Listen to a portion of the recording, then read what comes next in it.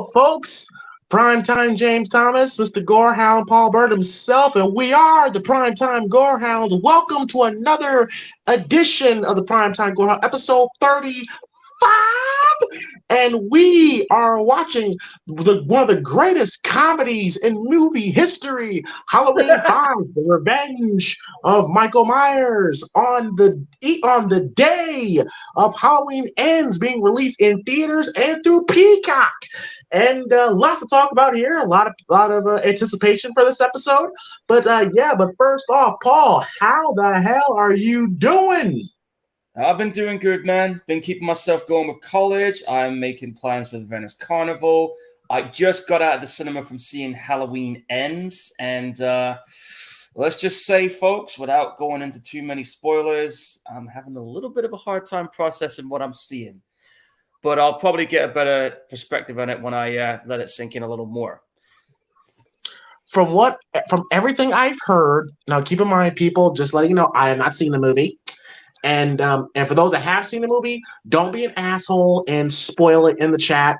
Otherwise, you will be blocked. From what I've heard, that Jamie Lee Curtis was correct. She was correct when she said what she said a few months back, and and it kind of intrigues me a little bit more, honestly. Kind of intrigued. I just want to see what happened. So I'm going to see it at 10 p.m. later today. Tonight, I'm sorry. So I'm definitely looking forward to it. But as of right now, we're not talking about Halloween Ends. We are talking the best movie in the franchise, Halloween 5. Now, for those that know me, that follow the show for a long time, knows I have a very, very hate relationship with this movie. And I have not seen this movie since last year, I want to say. And hey, time evolves, mind grows, things change. I may wind up liking this film. You never know. That's a lie. But but Paul, why don't you go ahead and give your initial thoughts on this classic Halloween 5? Well, first of all, I fucking hate it. No, I haven't seen this film in close to about 9 years because it's been sitting on my shelf collecting dust in my extensive movie collections. But yeah, when I first saw this movie when I was a kid, I was like, well, I didn't know any better. I was just like, oh, okay, it's another Halloween movie. But as I've got older and as I've got on watching it and as I've seen the documentary and heard all the turmoil bullshit that happened in the making of this movie, mostly with the film director who did The Omen 4, asshole, and just realizing just how much of a clusterfuck that this movie ended up being. I mean, this movie was met with large negative reviews from critics and fans. That's me and James, by the way, folks. Anyone here that's tuning in on the chat. And the movie ended up making $11.6 million at the box office against a budget of $5.5 million. And this one can be a bit confusing at times because of some of the shit that they were introducing into it. Like they were trying to introduce all the supernatural horror elements with, Jamie possessing a telepathic link to Michael Myers. And you got that whole cult of Thorn going on around this at this point. And remember when I was watching it later on, I'm like, dude, what the fuck is going on right now? Because it can get pretty damn confusing. And couple of things they did in this movie, which is absolute bullshit, but we will get to that when we get to that. But I'm kind of with James and with a lot of fans on this one. This is probably the worst Halloween movie on my list. And I would probably go as far as saying that I think this was the movie that you could pinpoint as was the start of the downward spiral that this franchise ended up getting for a few movies, with the exception of H2O, until the recent lot.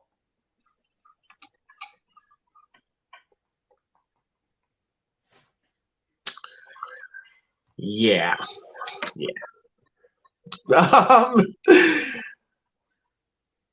This movie has its fans, and more power to you if you love the film. Yeah, I just wasn't.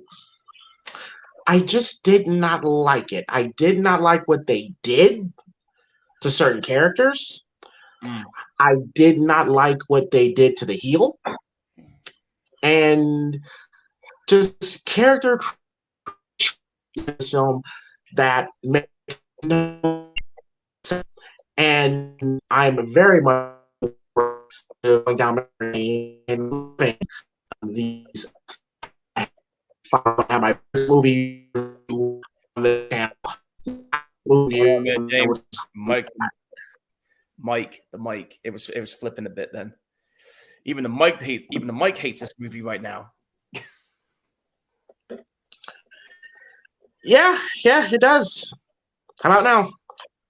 Yeah, you sound good now. So, guys, we're just giving you a fair warning. We're probably going to get pretty mad watching this. I'm going to be calm. I can't promise that with me. It's been a while since I've seen it, and I'm probably going to see some shit where I'm going to be like, it's bullshit! So, you know how it is, folks. All right, so I am watching this on it is free to watch on YouTube. So I'm watching this on YouTube. And Paul, you say you watch this on DVD? A very old DVD, about 20-year-old one, yeah. Okay. All right. So I got at 2 seconds where it shows Mustafa Akkad presents. So we'll give y'all a little bit of time to link up, whether you're watching this on DVD, Blu-ray, 4K, the old wood-burning TVs. I believe they just released a 4K version of this just recently, have they? Yes, they did, and along with the producer's cut version of The Curse of Michael Myers, which I still want to try and get my hands on, so maybe I'll see if I can grab that off Amazon, because I need to update my movie series collection, because most of my Halloween movies are on DVD at the minute. All right, so we are at the rules go that we normally go 3, 2, 1, play, and when we say play, you press play. Again, 3, 2, 1, play, and when we say play, you press play. And if you don't press play, you're going to end up with a garden rake in your face, which I want to do to the film. No, I'm not going to go there. I'm not going to go there. I'm good. Hey, the kills are fine. Just yeah. All right, so here we go. 3, 2, 1, play. We're in. Then we get the music. Boom, boom, boom. Donald Pleasance in Halloween 5, which they don't call it The Revenge of Michael Myers, just Halloween 5. That's weird. Very weird, very interesting. Yeah. I'm just reading the comment sections right now. T85 says he doesn't really hate Halloween 5 as a whole, just hates Tina more. Fair point. Philip here is saying, hey, and Halloween 5's not good, but there is a few things he likes about it. I guess he's just crazy. Maybe you are, dude. And he says he would still put Resurrection under this one. And he did say he saw Halloween Ends, and all he's going to say is, God damn. That could be good or bad. I'm not going to ask to find out, because in case a spoiler comes out, we'll just leave it ambiguous there. Now, I will say, Paul, I did like this opening. I thought it was creative and different. Yeah, it was nice. I will give them credit for K&B doing the effects, which they had some, from what I heard on the behind the scenes, K&B had some really good gore effect kill ideas they wanted to put in there, but Mustafa was like, nope, we're not having that. He was always unleashing. Well, this was around the time when MPAA were completely dicks towards horror films. Yeah, that's fine, but he did it even when they weren't being dicks. He was trying to tone him down as best he could. You know what I'm saying? Yep, and this is but the opening is somebody just stabbing the shit out of this pumpkin like it owes it money. God damn! I think that pumpkin did owe it money. I thought that was a cool opening. I liked the opening a lot. Yeah, I thought it was good. And we are recapping Halloween 4. We see Michael and Rachel. Come here, bitch. Yep. And he still gets up like, yeah, you think that's going to stop me? God, George P. Wilbur and his shoulder pads. Yeah, I know, right? Oh, God, that's a fucking dummy she hit, too. That's so funny. Yeah. I mean, Halloween 4, man, we gotta put it out. Halloween 4 was a really cool sequel. And I get, and they wanted to capitalize on the success of the fourth one, because the fourth one did do some pretty good numbers with fans and everything. Well, yeah, when you don't know the story, you're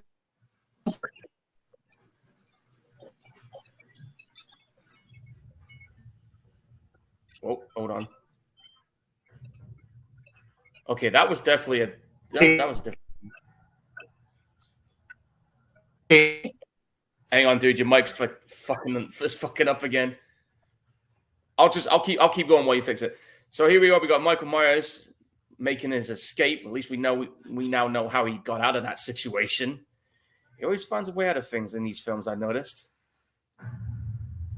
Boom.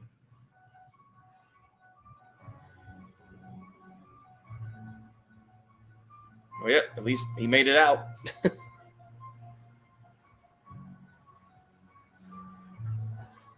But yeah, I mean, I remember when I first, like I said, I remember when I first saw this, and I was a kid at the time, and at the time I was just like, "Yo, this is a new Halloween movie. Let's go." But as I've got older and knew about the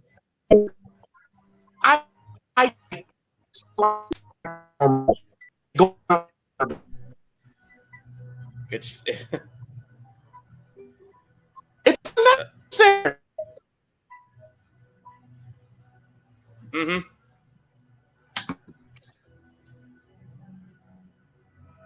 Oh, he made it out somehow. And then you got this homeless dude.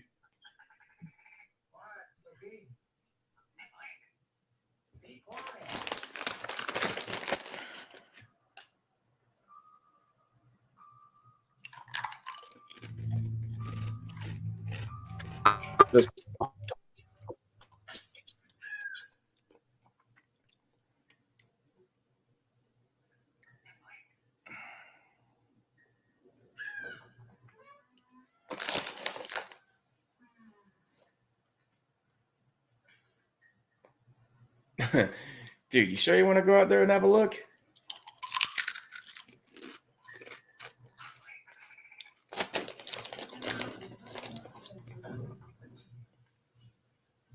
Oh. And he's out. I'm just reading what Can you hear me? Yeah, I can hear you. Yeah. But before I got kicked out, like I never liked this opening. I thought it was unnecessary to see Michael helpless on the riverbend, limping and passing out. He's the boogeyman. Like I never liked that at all. Yeah, they were trying to humanize him at that point. I'm just Which reading is what fine, but I think what you could just have that same beginning. They put the stick of dynamite, which, by the way, his mask just changes out the fucking blue, and they could have just had him just disappear. They never found his body. Yeah, they should have played it like that, but I guess it was just a case of, I don't know, how many writers does this film have? There were 3 writers in it, so I'm guessing it was a too many cooks in the kitchen thing again. But yeah, I'm just reading what T85 here said. He said if they did do another, and they go in a direction with Jamie Lloyd's direct sequel from Part 4 after Blumhouse's ones are currently done, with Rachel being alive, he said he would definitely check that out with no issues. That could happen. That could happen. I think that's the route they should go. Yeah. Now, I do like to actually show the attack. Yeah, that was a pretty cool touch that they put on there. But yeah, we have Danielle Harris, who apparently they were too fucking lazy to write dialogue for. Oh, dude, she hardly, if any, says hardly any in the lines in this one. Yeah, because like I told you, they had no script. Like they had nothing when they went into production. Yeah, like what the fuck happened? Like the fucking screenwriter is supposed to have a script ready for you. Like, what the fuck are you doing not having something there? It was doomed. It was doomed from the start. Yeah, pretty much. Oh, I just saw Myers' face. And you look at his face, right? He's even got hair. Didn't he get like fucking burnt to a crisp in part 2? Yeah, he looks perfectly fine. And I'm supposed to believe that he's been laying on this slab of concrete for a year? Like, what has he been doing? How's he been shitting, pissing, eating? You tell me. And what was this homeless guy doing? It's just, like, we don't know. Like, was he like sticking vacuum cleaners up his ass? Like. Oh, well, I could imagine that, but yeah, I don't. I think originally he was supposed to be some kind of witch doctor type dude, right? Wasn't that what they originally had him doing? Yeah, I saw that. I saw that scene, and I still don't give a fuck. Yeah. But like, it's so unnecessary. Like for a whole year, he's been sitting in this slab of concrete. He wakes up, oh, and that mask looks just god awful. Oh, the mask is just, I don't even know where to fucking begin with the mask. Because you can tell it clearly doesn't quite fit the dude because it outsizes his own head. I never understood that. How fucking hard is it? Why not just keep one mask? Or when they do recreate it, it looks shitty. I never understood that. I don't get it either because this movie has had many incarnations of that mask. Each one has been different each time. And some of them have been really good and some of them have been absolutely shit. And this one kind of ranks up there as shit. Where are you at now, Paul? I am now 9 minutes and 13 seconds in. Loomis just entered the scene. It will pass! Like, oh, man. And you know, oh, yeah, where Dr. Loomis enters the room and sees Rachel and Jamie? Yeah, I'm in that part. I'm at the part we're still in the hospital bed and live in the hospital bed scene. Okay, we're at the scene now where it looks like they're outside a house. So I like Cornell looks really beautiful in this movie. Yeah, I've got to admit she is pretty cool. Yeah, they're in the hospital room now, her and Jamie. Let me know when you see Tina. Well, I see Danielle Harris and the other actress in the minute. I don't see Tina yet. You'll know when she shows up. Yeah.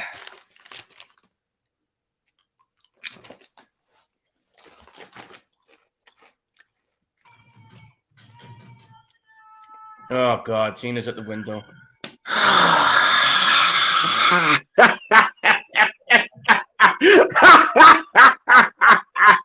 That's all I can say. Look, man.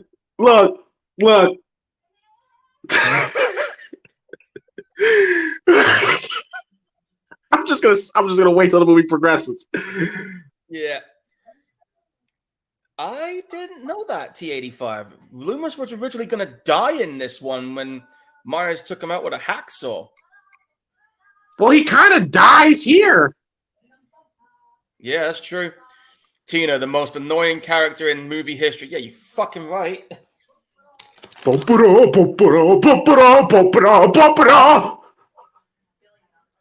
it, lady! She just comes in very loud and disruptive, and it's like, bitch, relax. Now, again, this is no... Dr. Loomis like, what is going on in here? But this whole movie should have been about the relationship of Rachel and Jamie. It should have been. But, again, the writers fucked up, man. Somebody should be losing their job for this movie. Like, again, the whole townspeople wanting Jamie to die and all that stuff. Like, I like that in theory. And, you know, like that's what this should have been the movie. Like, Rachel and Jamie's relationship getting stronger. Dr. Loomis's skepticism of Jamie and the townspeople While in the meantime, while all this is going on, Michael just randomly shows back up again. Yeah, like if you could restructure this movie, you can make it work. Exactly. But unfortunately, because they had no script to work with, they're basically shooting shit on the wall and see if it sticks.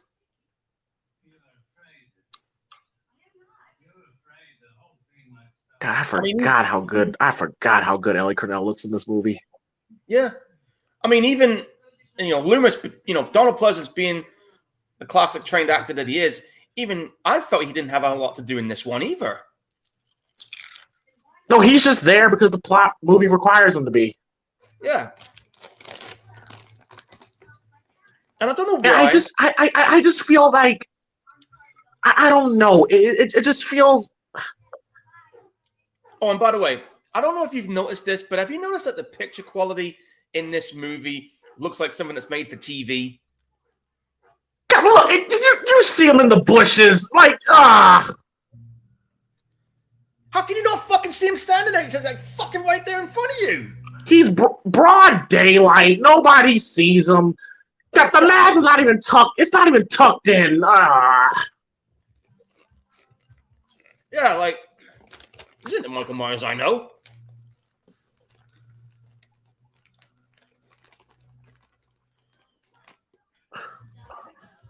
T85 said he's I would not have shown Michael yet. I would not have shown him yet. It's too soon.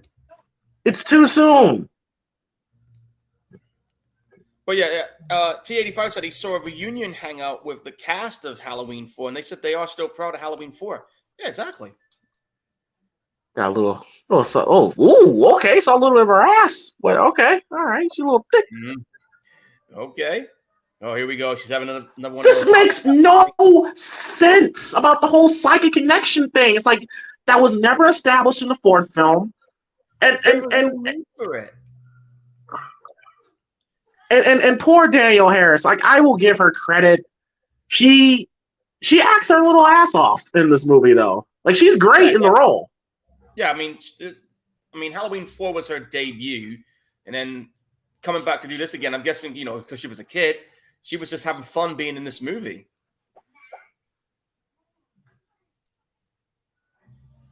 I'm at the door, man. We see Michael staring at the dog. Yeah, I'm at the bit now where she's just got out of the shower. Phone's ringing. Yeah, you're a couple seconds ahead of me. Yeah, region speeds, man. And I don't like how they have Rachel act here. I don't like how dismissive he acts towards Dr. Loomis. Yeah, that is not the way they should have done it. Because look at her, because she rolls her eyes goes like, oh brother, and hangs up. It's like she totally different how she was in 4. Yeah, it's like, dude, like, you just survived a traumatic experience from the previous movie. You should be a lot more weary of what's going on right now than what you're doing. Exactly. I just never understood why they wrote her like this. She rolls her eyes and she seems like annoyed. I blame the director because he had hand in writing in this too. Hey, look at him standing. Look, Christ. He's trying to build suspense, but I don't feel any. I don't feel it either. It's just this movie just feels like shallow right now.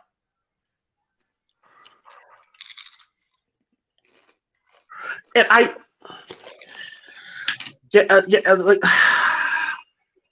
gonna stay calm.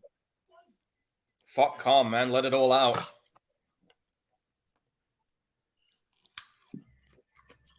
It's like, you don't. Like, I hate that his neck is out. Like, you don't even have the decency to have him tuck it in. Like, Michael would never have his neck out like that.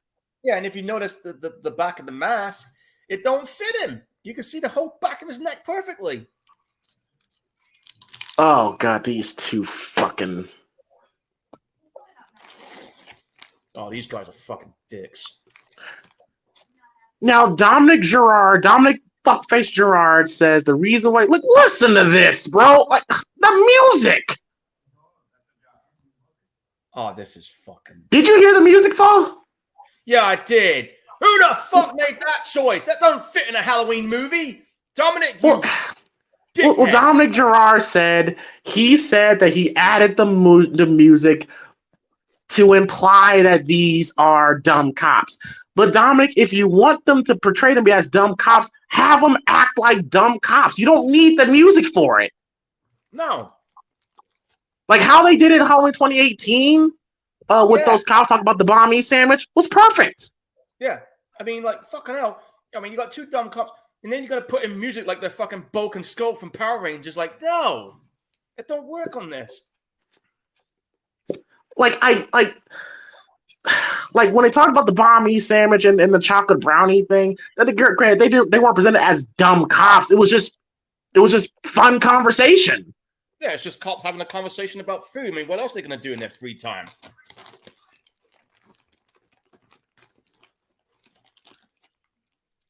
And how aggressive they make Dr. Loomis in this, I don't like. Yeah, that's not Loomis. He would never. I get him being skeptical and suspicious of Jamie. It makes sense, but if he acts like this with Jamie, like it makes me wonder: did you act like this with Michael? Then if that's the case, no wonder why he went fucking batshit. Yeah, I understand he's desperate to try and find out where Myers is, but that's not the Loomis that would do that kind of shit.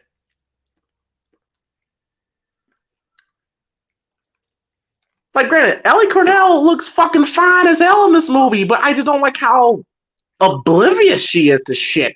And he's in the closet. You see him in the closet. I mean, dude's over 6 feet tall. How can you not notice him? How could you not notice him? And look at this, Paul. Look at this. You see him coming out the background. Like, you see him coming out the background. This is his opportunity. This is his opportunity to get... Look at his... He looks like he's trying not to hit his head, you know, and... Yo, the guy's playing Michael Myers. Tuck your fucking mask in! Oh, I'm getting fucked. And he walks away! Why did he walk away? You should have fucking... He had the chance to kill her, and you didn't even fucking take it.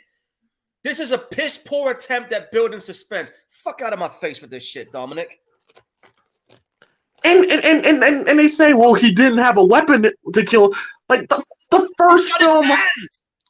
Like, the first film is choking. Mostly killed by choking. Like... He's strong enough to crush your head and gouge your eyes out. I just thought he looked goofy right there. Just he comes out and just walks away when he had Rachel right there. I just thought that was dumb. Rachel's original death was supposed to be more graphic, scissors going through the neck. Yeah, but Mustafa Akka chose not to go that route. Instead, we get that. Well, that Ellie Cornell was very defiant about that. Like, no. Yeah. But they kill her off, man. Nah. Too soon. If you were going to kill her off, you should have waited a bit later on. 20 minutes in. 20 minutes in. Some fucking bullshit right there if I ever saw it, dude. Oh, now he kills her. Like, now he kills her. Like, ugh. Jesus. I never understood that. I never understood that decision. Like, I understand Dominic Gerard was saying it was to build, raise the stakes and make it seem like anybody could get it, but no, yeah, the whole no. cat and mouse thing, right? No. It didn't work. Boo Star as Sheriff Meeker. He's great in Halloween 4, but they could completely underutilize him here. He didn't have a lot to do in this one. Nobody did. Nobody, yeah, like I said, nobody had a lot to do, and they didn't know where they were fucking going with this script because there was no script. Now with Tina, you're asking us to just completely unceremoniously kill Rachel off, and you're basically having Tina replace her. And we're supposed to believe she's supposed to be this new big sister to Jamie, when she has not shown that she's a big sister at all. No. And her personality, they're usually the ones that get killed off in these kind of movies. The bumbling bimbo. That's what her personality is. Yeah. The bubbly bimbo. And like, imagine if they kill Laurie Strode off, and we're stuck with Linda. Oh, fuck that. Now, don't get me wrong. PJ Souls as Linda, she served her purpose very well. But the character Linda is not meant to be a final girl. No, she wasn't. I mean, they could have tried that route, but I don't think it would have made. It wouldn't have worked. And yeah, it would have never had the legacy that this one's got right now.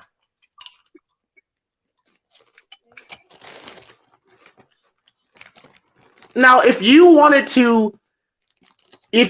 really wanted to add Tina in, you wouldn't kill Rachel so soon. You would wait till later. And then you could have Tina have some character development as the movie progresses. And then you could kill Rachel off and save Tina for Halloween 6. Right, exactly. You should have made her character, flesh it out a little more to make her death more meaningful and impactful. Have those characters development and branch out more. And if you were going to kill her off in part 6, okay, fine. But to kill her off 20 minutes into the movie was probably the movie's biggest mistake right there. That was one of them. Now, don't get me wrong. Linda Kaplan's hot. Like, I ain't going to hold you up. She's hot. She is hot, but she's not final girl material. Now, what's this supposed to mean? I always thought this moment was weird here. I didn't know what this was supposed to mean. This is obviously a character moment for her. Like, she's on the bed and she starts looking at herself. She feels like something wrong, something happened. Like, I never understood this. I don't either. A new person just jumped into the scene. On my end, that is. You are very much ahead of me. All right, I'll tell you what. I'm going to pause it right now. Hang on. But you said a new person. What do you mean a new person? Like the blonde head, the hot blonde woman? Yes. I'm just pausing it at the part where they've just left the house. When you get to that bit, tell me to hit play. When they just left the house? Yeah, they just left the house on my end, yeah. Like, bro, fucking Sam shows more. Because, like I said, like, my problem with Tina is, like, she acts like she really has no concern for Jamie. Sam shows more concern than Tina does. Yeah, exactly. Okay, I'm at where they just left and Tina's locking the door. All right, I'm there. You gonna leave the dog chained up? Nice. Sammy looks like a young Dee Wallace. She does. And how did you not notice Michael in that house the whole time? But I actually like that. He's there. She turns around and he disappears. I actually kind of like that. That's how he should be. That's how he should be presented. Yeah, but he didn't quite exactly disappear because if you look closely, you just saw his arm still walking away. Ugh, for God's sakes! I did spot that. That's the problem with having a 65-inch TV. You see everything. But I feel nothing. Like, you just kill Rachel off. That's a big kick in the dick right there. And any emotional investment I had in this movie at that point, just out the window. It's gone. Then you have Dr. Loomis acting like a dick, and like and we're supposed to embrace these two new girls. It's like, what are we doing? I don't know what we're doing with this movie right now. And look at this. You see Michael in the background, right? You see Michael in the background, and he's just walking aimlessly. Like, he looks like walking like a lost puppy, and then he just walks in the other direction. Wait a minute! No! You don't do that! You don't do that! You fucking idiot! You don't do that! God, I'm about to fucking lose my shit right now. This is not the Michael Myers I like watching. Come on, guys. Like, he's walking behind a tree, and he looks like a lost puppy. He turned him into a dumb fuck in this movie. I'm sorry. I'm just gonna call it like it is. He turned him into a lost puppy, but dumb as shit too. Like, bro, I thought that was funny. I thought that was funny. Michael, what? seriously in the back. Jesus Christ, man! What the fuck? That's what I do whenever I see fans in public when they scream my name. Hey, James! What? Oh my God. Yeah, he's just walking around like I would never do this. But No, if you're gonna have him just stand there, just have him just fucking stand there. yeah, right. Don't just have him stand there and then just go, "Oops, it's not my cue yet," and hide behind a tree. Like, oh, that mask looks like God. Oh, I bit my lip. Ow, I'm angry. That hurt. Ow. now I'll give Danielle Harris this. She does a phenomenal job. She does a phenomenal job. Yeah, she's acting her ass off, man. She's doing what she can with what she's got. But it's just you just like you kill Rachel off. You strip Danielle Harris. You strip Jamie of any personality because she has no dialogue, and it's like you have nothing. They got nothing to go on right now. And they're supposed to say, and I've had fans tell me that oh, that was really the gardener that was behind the tree. Gardener. No, that was Michael Myers. That was Mike. Yeah. You ain't convincing me on that one. Ain't happening, buddy. T85 says Mike visibly to see in broad daylight. Exactly. Like, okay, you can use Michael in daylight, but you have to be smart about it. You want a good example of Michael Myers being used smartly in the daylight? Watch the original movie. What's the original movie? Even watch the 2018 one. The daylight scenes he had on there briefly were pretty smart too.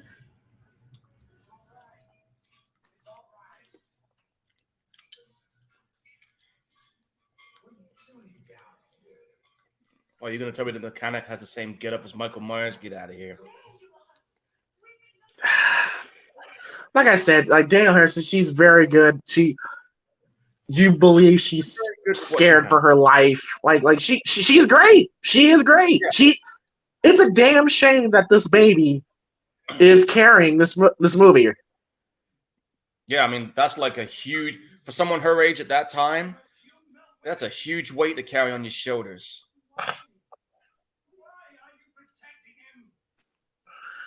Ginger Rogers, John Strode is a lot worse than Tina.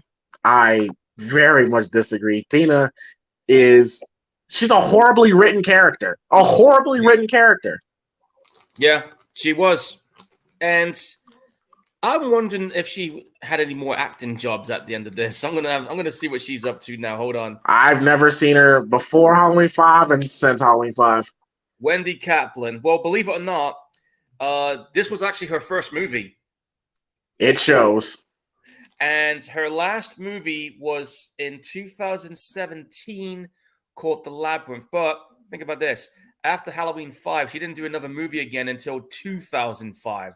Then it was 2000. Understandably so. So she's been, in recent years, she's been in numerous TV commercials for a variety of products. So she's a TV commercial person now. Yeah, because the Tina character is universally hated. And again, Wendy Kaplan, she was just reciting lines, but she was not good. And again, I don't like how aggressive Dr. Loomis is. I don't either. Yeah, because Jamie's scared to death of you. There's no need for Loomis to be that aggressive. There just isn't. He's a child psychologist. Yeah. And then we got this fucking shit. We'll find him together. Then you got this guy. You're a dickhead for kicking yes. Like, listen. Okay, so we see the Man in Black. Now the Dominic Gerard said he added the Man in Black because he needed more suspense. Yeah, he needs suspense because you have fucking Michael Myers just aimlessly walking around for 10 minutes, and then you don't even know who he is. Like, first of all, you're like, Okay, so what do we do with this Man in Black character? I don't know. We'll just have the next person in the next movie figure it out. What? What? The fuck out of What? So you just put him in there. You put him in there just to kill screen time? What the fuck? How did it like? I don't wanna. How did Dominic get this fucking job to direct Halloween 5? Because Deborah, God rest her soul. God rest her soul. Deborah Hill recommended him to Mustafa Akkad. That's why. Well, all due respect to Deborah Hill, rest in peace to you, but you made a terrible choice with this one. And then we have the Myers house where, now initially, Paul, I did not know this was the Myers house. I just thought it's a cool looking house. But I thought it was just a random ass abandoned house. Just a random house. Why does this have to be the Myers house? It looks nothing like the Myers house. Nothing. It never had a laundry chute. It didn't look like an abandoned mansion from Resident Evil or something. It didn't have wooden gates, like not gates, but it didn't have metal gates. It's nothing. You get nothing. You lose. Good day, sir. God, Jesus, man.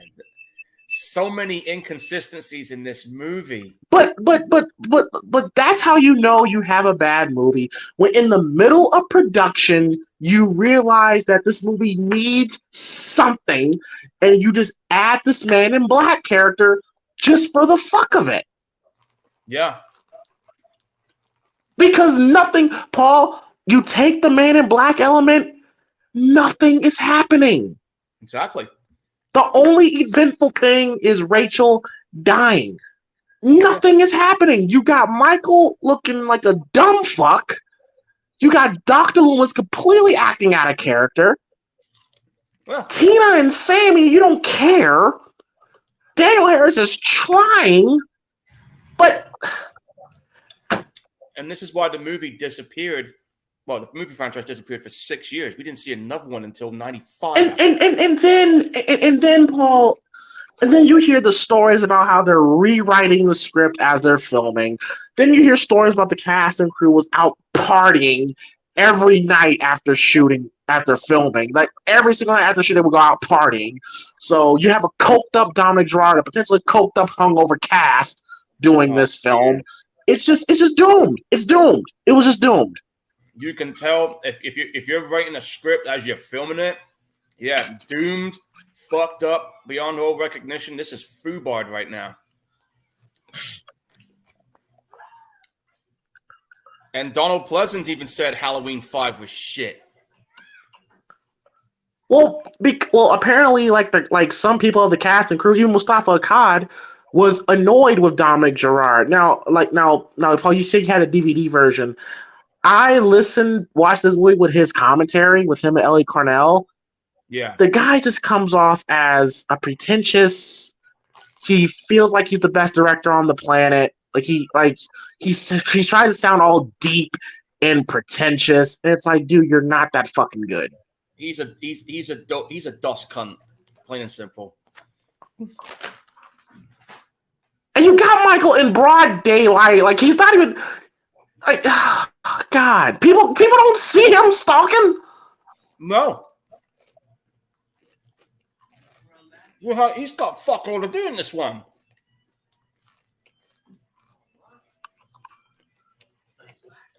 Where are you at now, Paul? I'm at the bit where that dude in the leather jacket's just got a guy by the chin. You want me to pause it? Yeah, pause it. Okay, he's cleaning his car. He says, touch the car, get it, you're dead, bro. Yep. Yeah, fake-ass John Travolta. He even sucks at doing the impersonation. All right, you got the. And the cops are rolling by. Hey, I'm watching you. Making sure you ain't speeding. Hey, watch this. My middle finger. Dominic got rid of Rachel because she was blonde? Oh my God, that is petty as shit. That's petty. fuck. She could have easily changed her hair color. You didn't have to kill off because of her hair. Oh, fuck. That doesn't make sense because Sammy's blonde. Yeah, I know, right? That doesn't make sense. All right, hang on. Okay, all right, okay. I'm almost there. Yep, now. Touch the core again. You're dead, bro. Oh, fucking hell. There's a reason why Dominic got fired from The Omen 4. Me and Phil were talking about this before I went on the air. Yeah, because he's a fucking dick. Michael, can you please tuck your mask back in your shirt, in your boiler suit, please? And you're about to see it coming up. It's like, and then you just have Michael just walking behind. Like, there's no suspense. It's like, Nothing. Is that supposed to be scary? Like you see him walking up, right? Yeah, I do. It's like he looks goofy.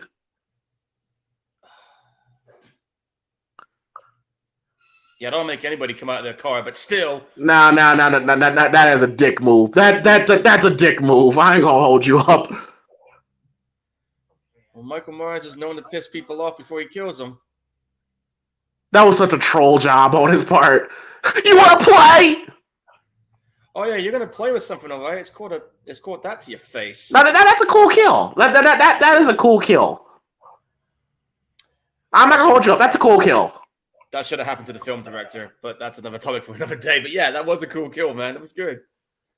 That was like a weird cut. Like, did you notice the cut that happened? Yeah, like I said, the producer didn't want to see the gore spitting out because from what I heard, when that bloody impact happened, you were going to see blood shoot out. We didn't get that.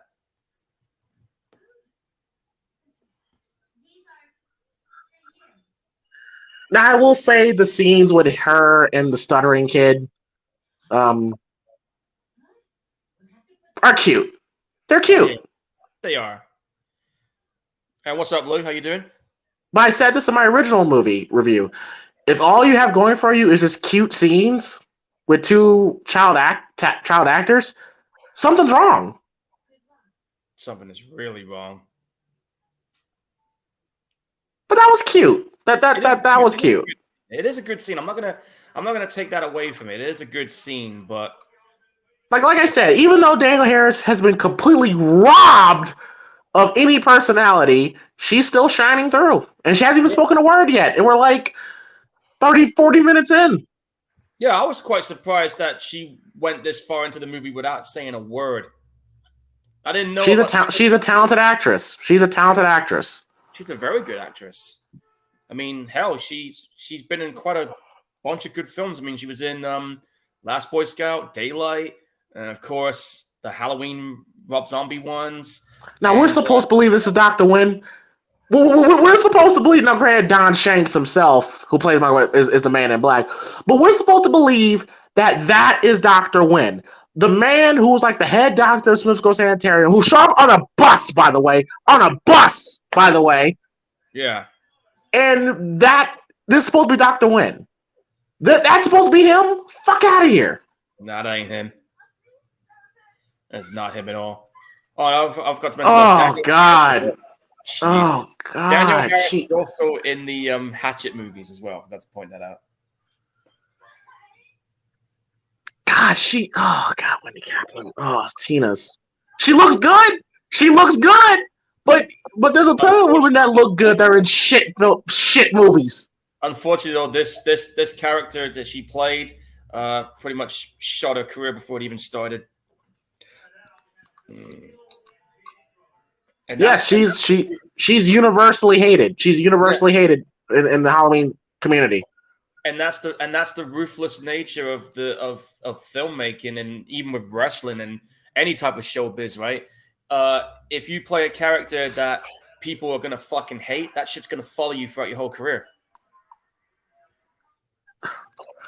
Like, why did they have Michael change his mask? Why? Is that supposed to be like to try and troll us or something? No, because he's supposed to come off as Tina's boyfriend. But, like, I'm pretty sure Tina would fucking notice that that's not her boyfriend. Yeah, I mean, look at the size difference.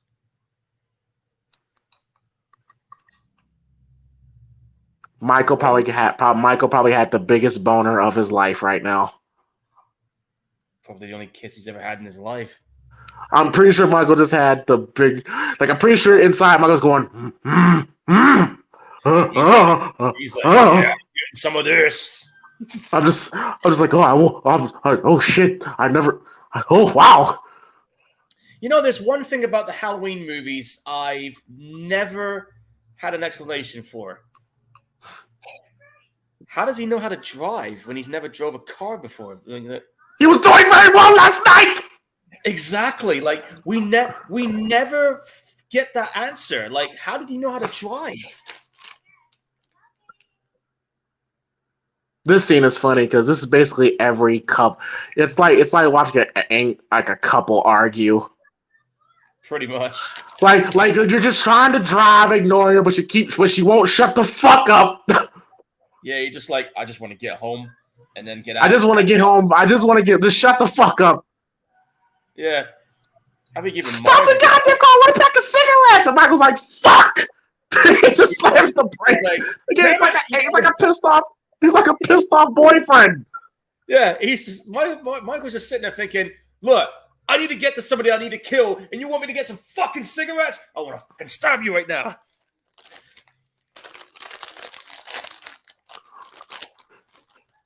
Yeah, this totally would be me. If I'm pissed off and my girlfriend won't shut up, I'll just slam the brake like, here, go. Oh, me, that'd be a case of, yeah, fucking hurry up, or I'm leaving you here.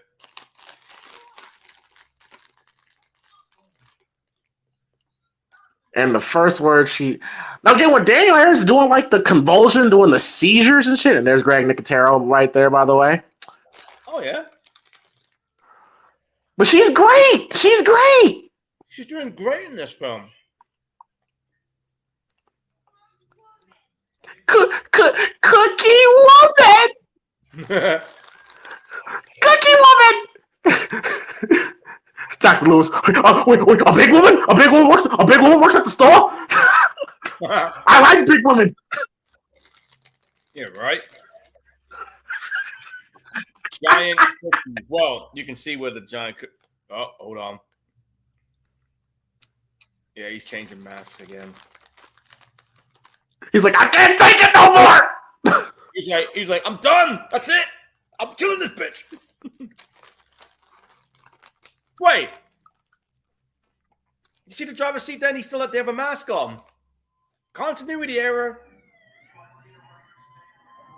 That's funny. All these cops just show up at once. Wow.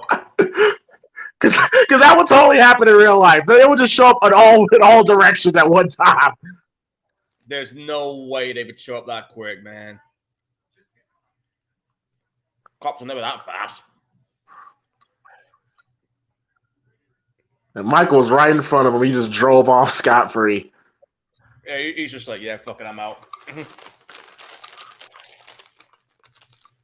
He's like, I'll kill her later. And here's why I don't understand. Like, now she's not mute no more. You were about to hear her speak for the first time in this film.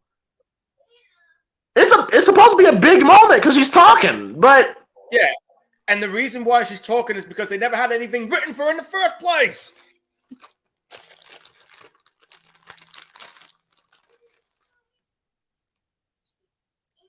It's supposed to be a big moment, but yeah, it's hard to like get into that big moment because this movie so far has just been shit. Because you don't care about Tina. I don't know. And I just don't understand how. And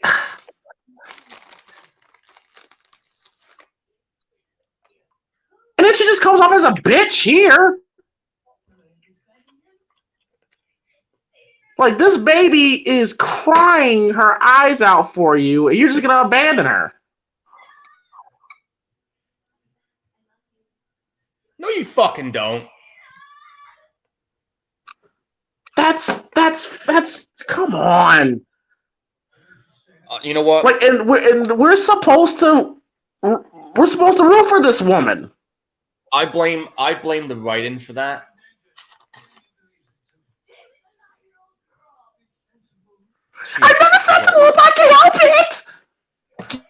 goddamn right.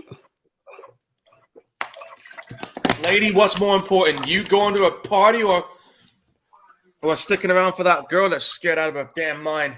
I love Dr. Lewis. For God's sake, stop her! Yeah, and these two thick as shit cops, they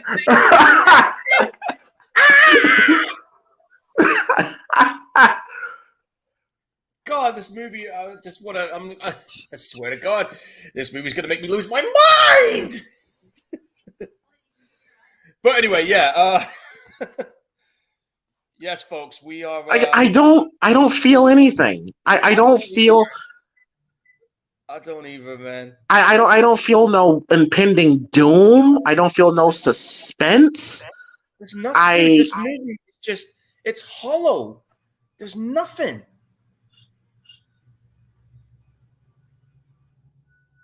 There's just, whatever we're supposed to feel, we're not feeling it.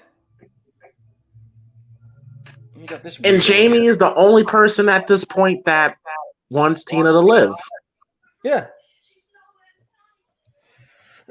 She's the only one that wants her to live, and yet everybody else is saying, nah, fuck it, she needs to die.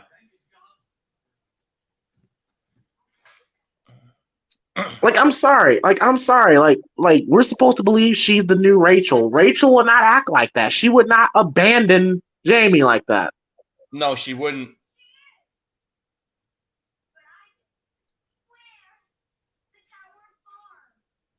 Where you at now, Paul? Let me hang on a second. I am 47 minutes in. It's at the bit where Tina's at the party. Oh, acting like a hoe? Yep. Like, she'd rather go get a train. She'd rather go get a train ridden on her than the fucking care for this baby. Yeah. Damn it, dude. Oh, yeah, I'm at the part where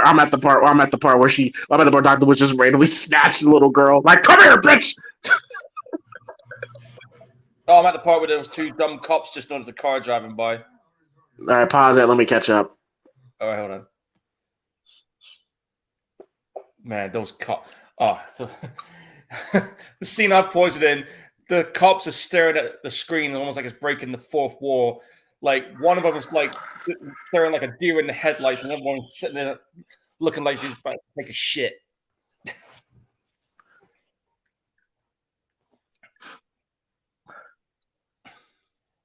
All right, hang on. Yeah, did Michael just drive by? Yeah. Like, he doesn't even look scary driving by. Like, yeah, I'll just hit play. There's like those two cops. It's like, nah. What do you mean, nah? Yeah, I'm there now. I'm there now. Fucking damn it! What? No, I'm the idiocy of those fucking cops.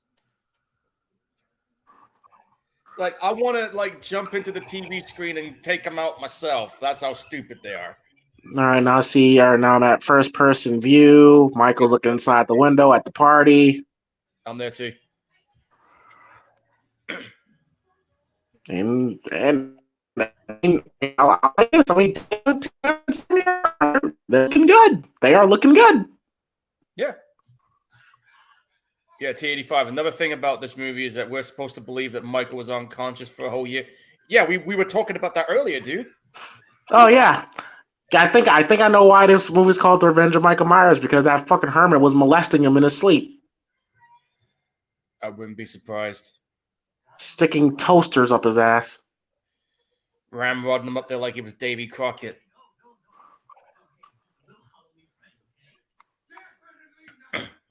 That's kind of a dick move on Tina's part. What, dating someone who looks like Michael Myers? No, it's just like think about this. Like, I don't know if I would use. I mean, granted, Rachel and Jamie are not in the scene, but I don't know if I would use a Michael Myers prank, knowing that my supposed best friends just had a very traumatic experience the year before. Yeah, exactly. That's kind of a dick move. It is a dick move. Oh, man.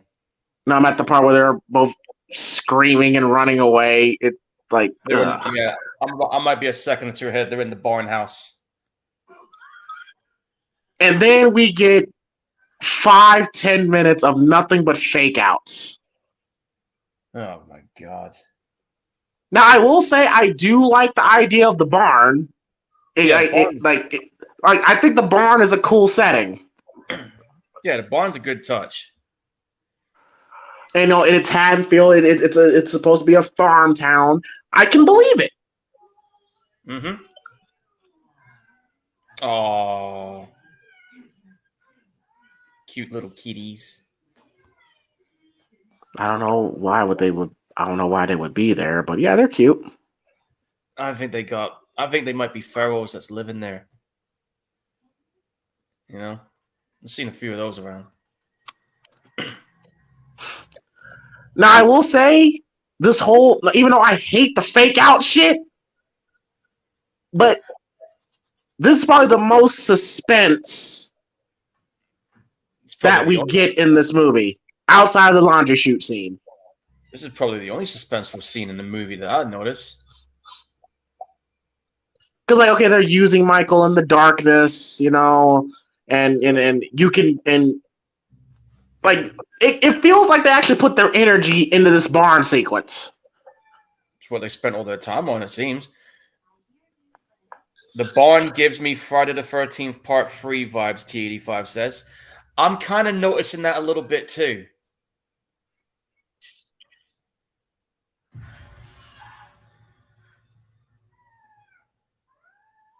Oh my god, that kitten looks just like my old cat. And you can kind of see him. Yeah, I just saw him. Yeah, that cat looks just like Rufus. He just fucking tossed the cat, though. That's funny. He's a dick. He's such a dick. And then she looks back. And you just kind of see him in the shadows. Yeah. That was good. Okay, that was good. That was good. That was a good scene. I'll give Don Shanks this. Not Don Shanks' fault. I think Don Shanks did the best he could. Yeah, Don Shanks was definitely an ideal pick to play Michael Myers. It's just that, unfortunately for him, the direction he was getting was not very good in this one.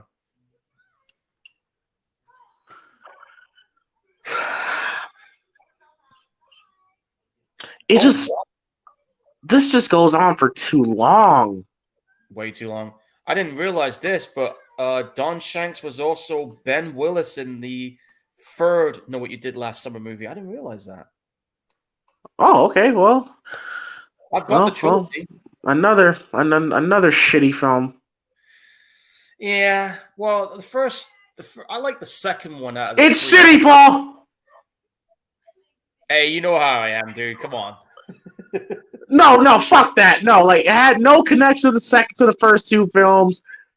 No, it's shitty. No. What I meant, what I was trying to say is that I liked the second film. The third one, I'm with you on that one. Okay, all right. The second film, okay, all right. I haven't seen the second film in a long time, so. Yeah, I did give it a shot. I thought it was okay, but it was shit. Could have been a lot better the third one. But that's what happens when you do a straight-to-video gig about 5 or 6 years after the second one. God, she looks so much like Dee Wallace. She does. If you told me that she was her daughter, I could believe it. And shout out to Tamara Glenn, which is her name. Apparently, she still does conventions for this movie to this very day. Really? I'm sorry. I personally think Sammy here should have been in that Tina position. She seems way more likable than Tina. Yeah. Oh, we literally just have 4 or 5 fake outs in 3 minutes. Yeah, we did. We're wasting time. We're wasting time. This time could have been used for development of Rachel and Jamie's relationship. This could have been used to development for Dr. Loomis. But what do we get? We get these 2 little babies running around, going nowhere, and we're about to get this awkward ass sex scene. What is the purpose of having all those fake outs when you could have spent some time on to kill time. To kill time. You think of better ways to kill time on this movie, and this is not it. And I'm about to get a very awkward sex scene, which goes on for too long. I still look how long this goes, Paul. It's still going. I know. Oh man. It gets to a point where you're just like, can Michael just kill somebody? Hey, Mike, can you just come in here and just kill these two right now? We need something to happen. Like, seriously, dude. And if it gets to a point where you want the monster to show up, you're doing a terrible job. Yeah, really. I just want Michael to just kill these guys right now. Like, where are you at now, Paul? I am. Is he just not putting the condom on? No, he's busy. He's busy kissing her leg. Okay, I'm there too. Yeah, he's kissing her leg. I'm there too. Yeah. T85 says, I still know what you did last summer was decent and criminally under. Yeah, it was. Part 2 was actually really good. I like the second one more than the first one. This shit just turned into a softcore porno. Yep, it did. It just turned into a softcore porno. God. Oh, Deborah Hill, I'm sorry, but you really fucked up on this director's choice. Yeah, she said, I don't have anything, because safe sex, folks. But, God. yeah, he's showing the condom. You know, he's awkwardly putting it on. And she's a virgin. This is her first time. Like, okay, that's fine. Whatever. It's going too long. It's going too long. All right, we see Michael's hand. Okay, I like that. This movie has moments. It has moments. Good moments. Ooh. Very Friday the 13th Part 2 like there. That was a cool kill. I mean, Jason penetrated through both of them, but it was a cool kill. That was nice. Oh. Safe. And here comes, this is the thumbnail. And I like how Sam doesn't go out like a punk. She tries to fight back. I'll give her credit. Yeah, she's trying. She doesn't go out like a bitch. Ooh. The two best kills in the movie. Definitely. And I forgot to mention this, but that shot of him standing there with the scythe and half his face was lit up, that was a badass shot. It was, yeah. Even though that's not really Michael's MO, but that was a badass shot. Those are two of the best kills of the film. Not to mention that blood splatter which was on his mask, which they should have kept. Why is it clean all of a sudden?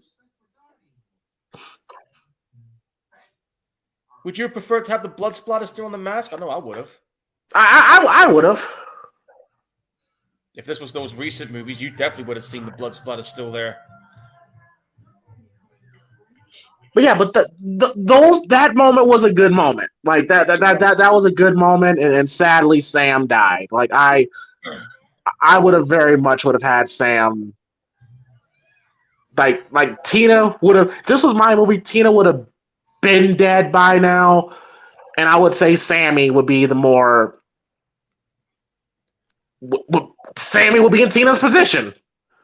Put it this way, Tina would have been the first one killed off in my version of it.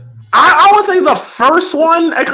Well, not that soon, not 20 minutes in, but like I said, Paul, like how Tina dies is how Rachel should have died. Let's just keep it a buck. Yeah. Tina died sacrificing herself for Jamie. That should have been. If that was Rachel's death, that would have been honorable, respectable, and that would have been more in line to her character. That would have, I would have 100% agree with that there. That should have been the way they did it. But, you know, this guy, this director who clearly has no fucking clue on what he's doing. No idea what he's doing. No idea. This dude fucked up. Like, this guy should have lost his job being in this. Got a bloody kitty. We don't even see the aftermath of Sam's death, which is kind of disappointing. Nah. You just see that.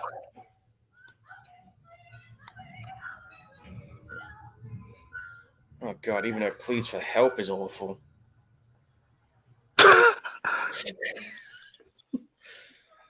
It's like, hey, help! She's screaming for help. Nah, you're on your own. See you later. I'm going to bed. Yeah, her. Now this is Wendy's moment. This is her moment right now, and she does not come off as believable. No, there's just nothing there. It's nothing. Oh my God, her reaction to the cops though is laughable. Yeah, it was just, oh no. Like, dude, are you trying to do Herman Munster all of a sudden? It's like when you get a blowjob that's too fucking good, you just melt. Like,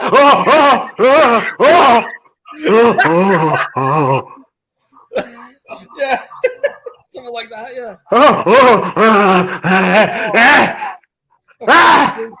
Dude, drinks all over my lap now. God damn it! Stop it! We've all been there. We've all been there. Yeah. Like sometimes some women, it's just when that happens, bro. You just be like,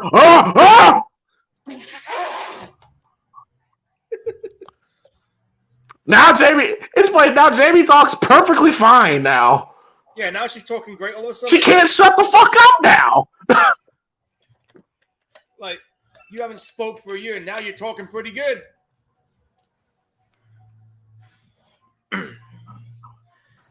Not a bad chase scene, though. I will say that for this part. And I'm sorry, Paul. I thought that was weak. Like I don't know if you're there yet, but she's now chasing Jamie. This is the first time Michael and Jamie see each other, and that's how they do it. Just Michael in a car. Yeah, chasing her down. I didn't like that. Halloween H2O did that a lot better. Yeah, it's not bad, but it was done better later on. No, I'm just like this is it. This is Jamie and Michael, and then we really have like a face-to-face moment where they see each other, and it's in that moment. He just goes chase her. Yeah. Now Tina running for help. Leave her alone. That should be Rachel. There should have been Rachel. And you know what? I'm pissed off even more now because they just wrecked a damn good car. Oh yeah, and did you know? And what's funny? Apparently, Don Shanks almost died because once the car crashed, it took Dominic forever to fucking say cut because he was so mesmerized by the scene he just filmed. Fucking pretentious dick. And Don's like, Dominic, come on! What a fucking wanker. He was mesmerized out of a car crash, not showing any concern that one of his cast members is going to end up dead. This total fucking cockwomble. Now, Paul. Now you're probably already there. I did like that moment where you kind of hear like the car horn going on and it just stops. Like I did like that. Yeah, I did like that. It's kind of like, oh shit, he's not dead. And Daniel Harris. Yeah, he just stepped out of the car.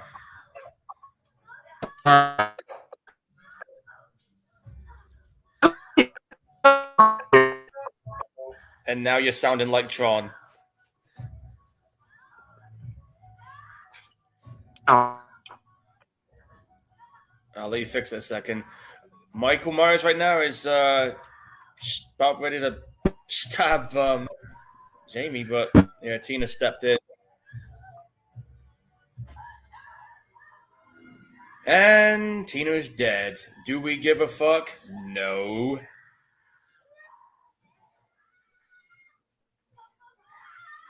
Should have raised this. That should have been right. That should have been the other character's death. Yeah. That should have went to the other one. Bullshit. They gave it to Tina. Bullshit. And like Ginger said, the only reason they got rid of Rachel was because she was blonde. That is petty as fuck, Dominic. Petty as fuck. I think that's Loomis. Yeah, it's Loomis.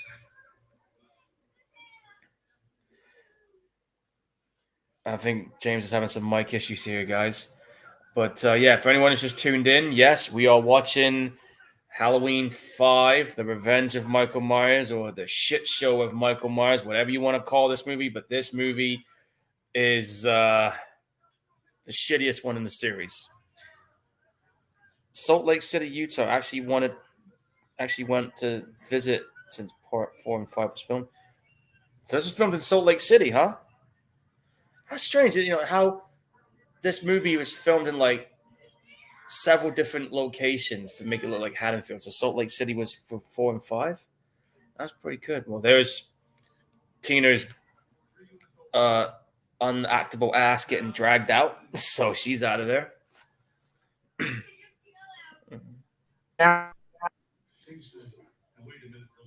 What's that? It's still doing it, dude. I heard you, but it was like very distorted.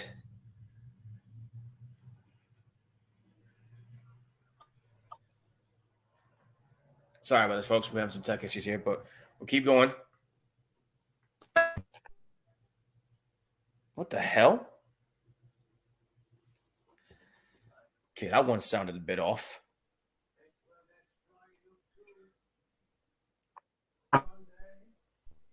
That one broke a bit. I know, James. I know it's tech issues, man. It's being a dick.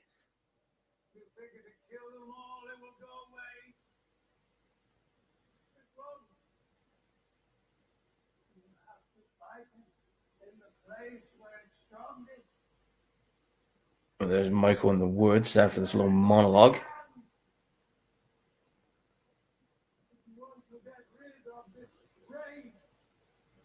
Like this, he's telling Michael to go home. Yeah, like that's gonna happen, or maybe it will.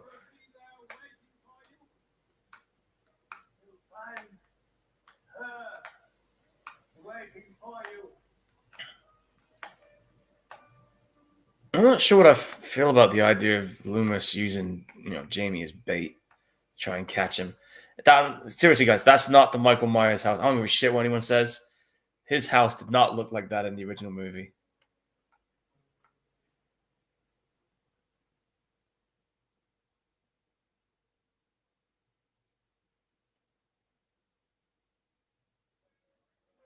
But yeah, they're getting ready to try and get this guy. I think James is trying to reboot his StreamYard, guys. So I'm trying to keep this going as best I can.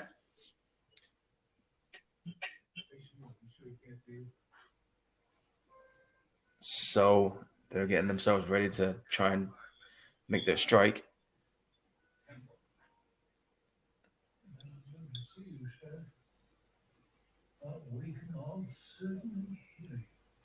Mm-hmm.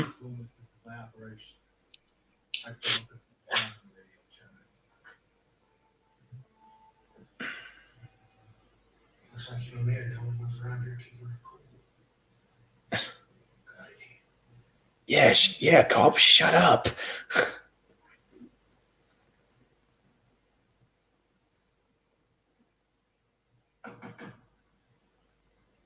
Do that good while I'm down here in a flash. Sure you will.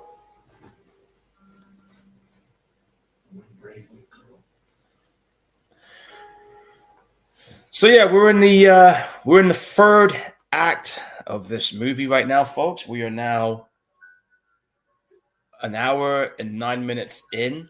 We got about 25 minutes left. I just noticed that phone symbol carved on the wall there.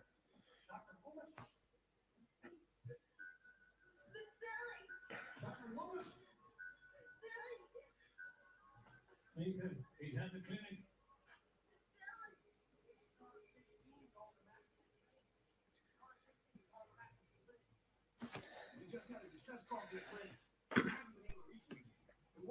Is your mic working now, James?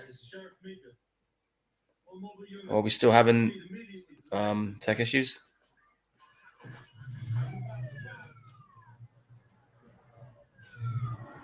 Okay, all the cops are bugging out, SWAT teams and all. Because otherwise he ain't gonna show up if they're all there.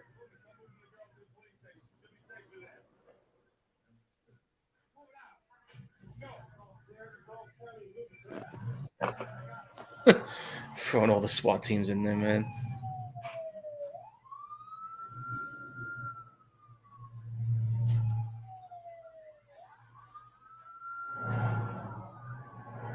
Oh, so much for that idea. I'll tell you, man, that is not Michael Myers' house. It never looked like that in the original.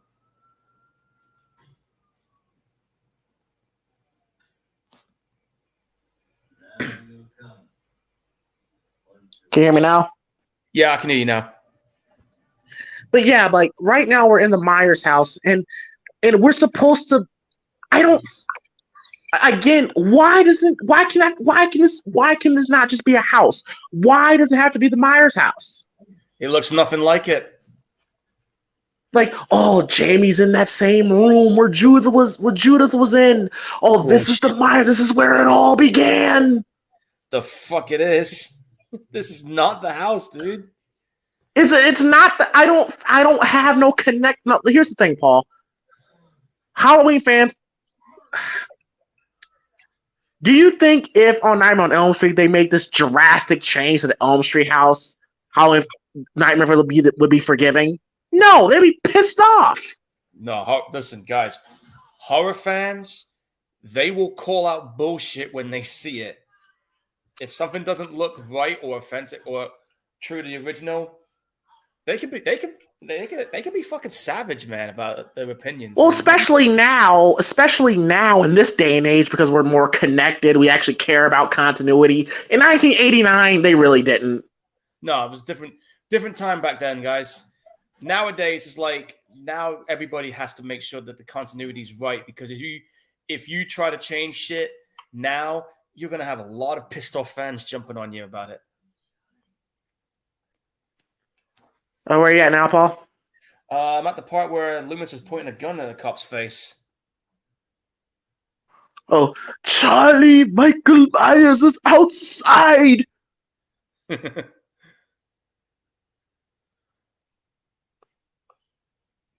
Like, I'll say this, like, the only saving grace is Danielle Harris, and even though Dr. Donald Pleasance is completely out of character, he's still entertaining. He's a pro. Yeah. He's, like I said, he's a classically trained actor. He's just doing what he can with what he's got. Same with Danielle Harris. That's one of the things about... Yeah, that whole... Yeah, go on. You tell me what you're saying. That whole psychic shit is fucking stupid. It doesn't work. It doesn't work. It does not work. Michael is completely supernatural now at this point.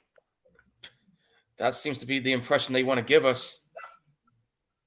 Look, he's just standing right there. You got your chance. Why aren't you doing it?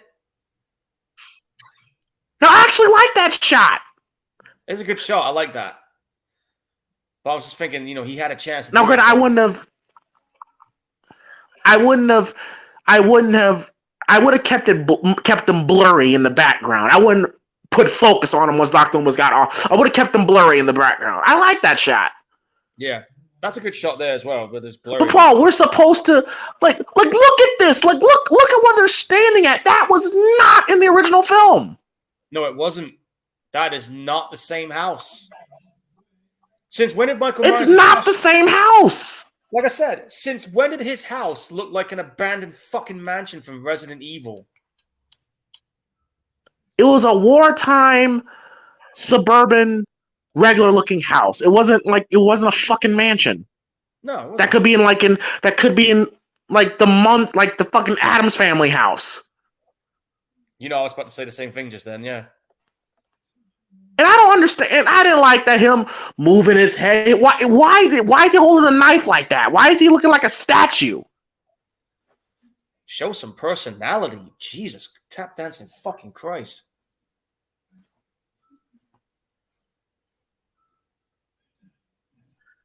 I don't like that, Michael, lowering the knife like, ooh, maybe he is, maybe he's right. Yeah. Oh, well, Loomis has another scar to add to his collection.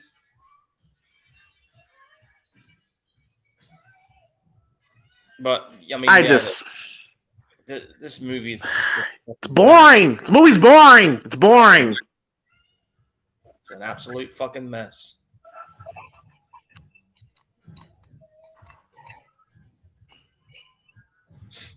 I mean, this just... I'm trying to keep interested, but I can't right now. Because there's nothing about this movie that I'm getting a connection or a vibe with. I've just got nothing with this one right now. And people can shit on the Rob Zombie ones all they want. Oh, at least Tina dies.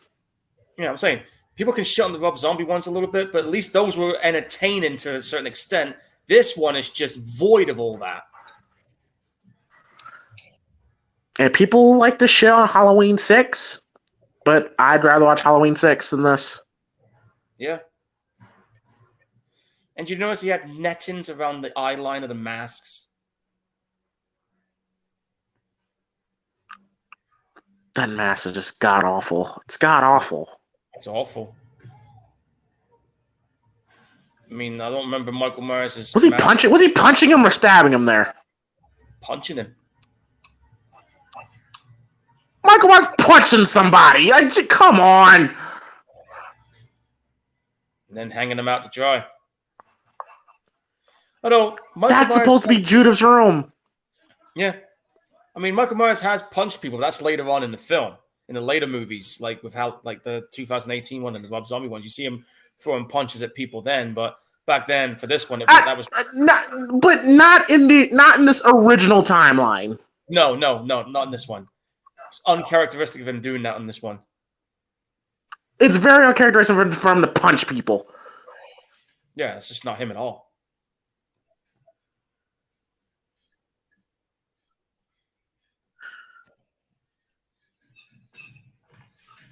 Now, this laundry chute sequence is the best scene in the film. I will say that. It is the best scene. It is pretty suspenseful.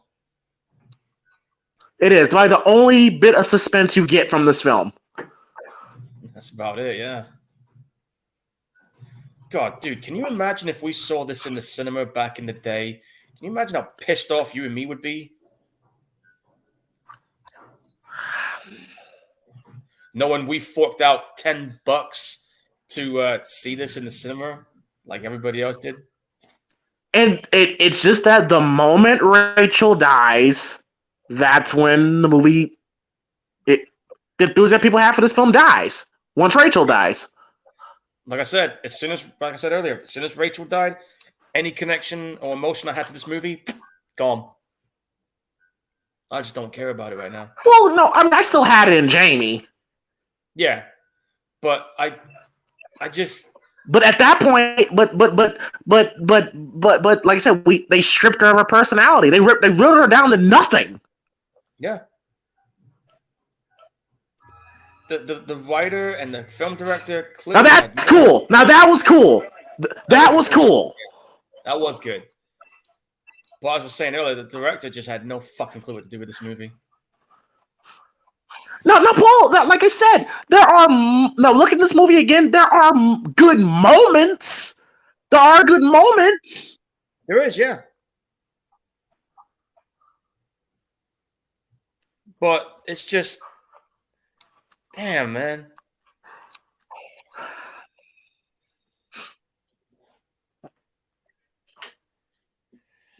I'm just seeing what this douchebag film director's up to right now. Well, get this. He hasn't done a movie since 2001. As he shouldn't. He's a fucking hack. He's a hack. And yet somehow he did get a nomination for one of the films he did. I think it was that 85 film After Darkness. He got nominated for a Golden Bear Award. He's a fucking hack, man. He is a fucking hack. I know he is.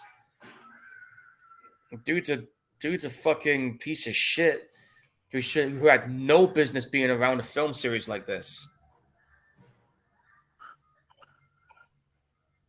This is a good moment. This is right there in line of the rooftop scene in Halloween 4. Yeah, that rooftop scene was fun. This is a good scene too. This is a good scene. This is the best scene in the film, no doubt. Because she's got like nowhere to go. She's nowhere to go. She's trapped, and she has to climb herself. And she just got stabbed in the leg. Yep, I saw that. They couldn't show it because you can't show a little kid getting stabbed. But when you see her climb out, and she has blood on her leg. She got stabbed. Yeah, she got stabbed pretty good. And back then, that was a great scene. Great scene. Yeah, it was a good scene. And back then, kids in peril, pretty taboo shit back then. Yeah, there's that. Yeah, it was rare.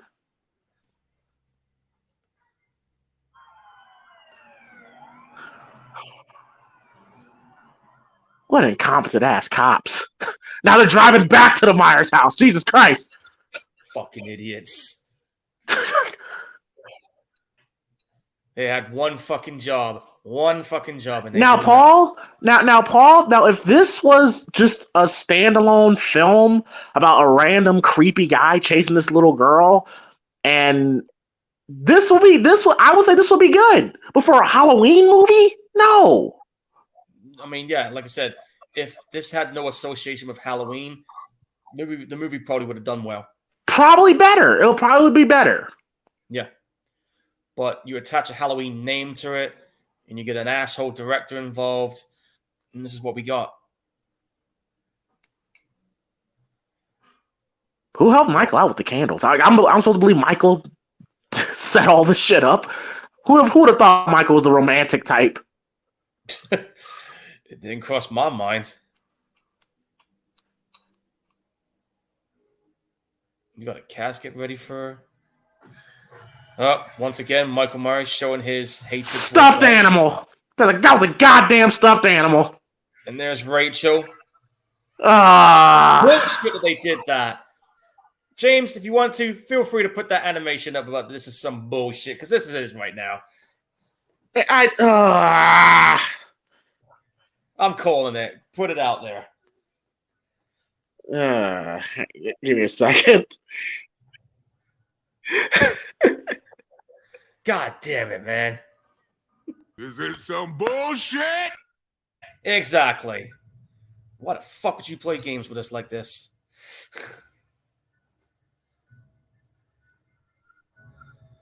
Why would you play games with me? Either, Roman, but that's what they've gotten done. Oh shit, here we go.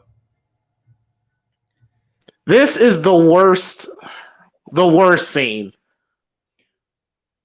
Yeah. Trying to show. Talk about making Michael into a pussy. And then here's a bit I'm talking about, right?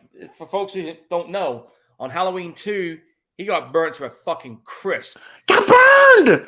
He looks perfectly fine! Take his mask off, and you see he's got hair that grows back, which I'm pretty sure hair never grows back once you've been fried the way he has, and his face is fine. Look.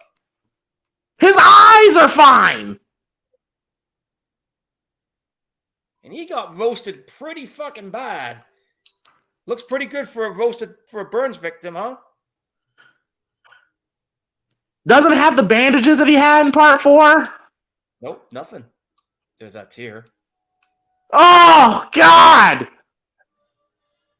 He's supposed to be the boogeyman! And then he just snaps. And I remember the marketing for this film was Michael Myers unmasked. They made such a big deal out of it. I was like, we saw him unmasked already. It's the first fucking film. Yeah. I mean, we got an idea what his face looks like. I mean, I would love to have seen what his burnt face looked like, but we never got that.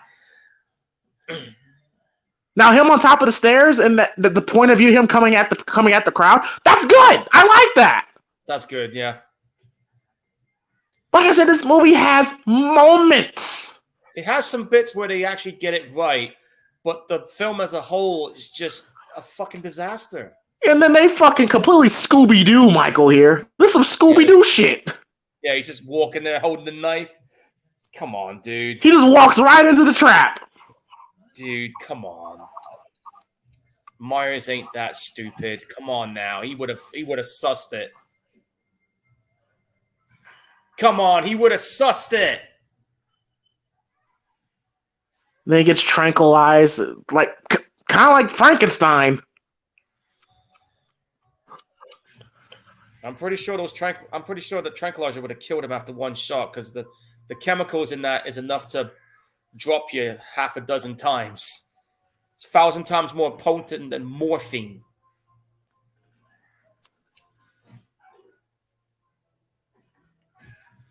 Apparently, Donald Pleasance actually broke Don Shank's nose during this scene. Ow. Yeah, apparently he worked himself into a shoot. I think at this point, Donald Pleasance was just had enough of this being in this fucking movie. I don't blame him. So he had to take it out on somebody. I'm guessing Don was just like, yeah, I get it. I know what you mean.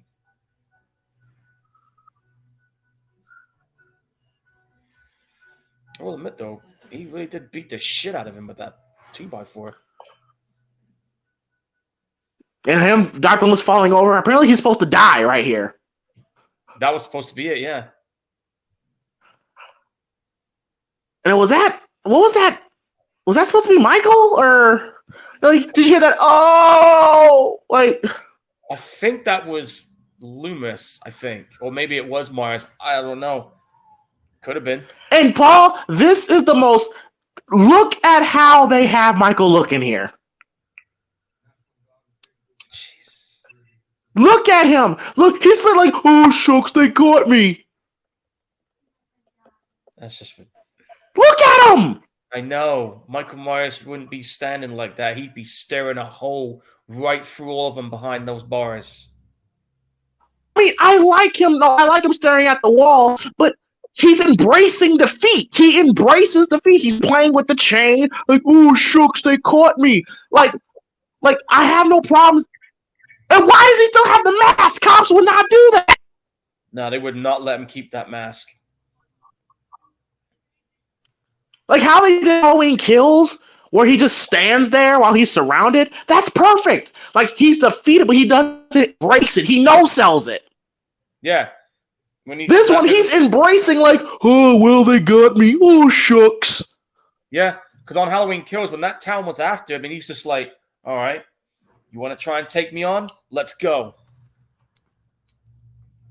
And then you got this shit. Guy thinking he's a damn postal dude. They fucking ripped off Terminator here. Yep. I kind of get pedo vibes from this guy. I don't like how he's staring at Dan Harris like that. I didn't either. Fucking creep. You pervert! Creepy ass motherfucker.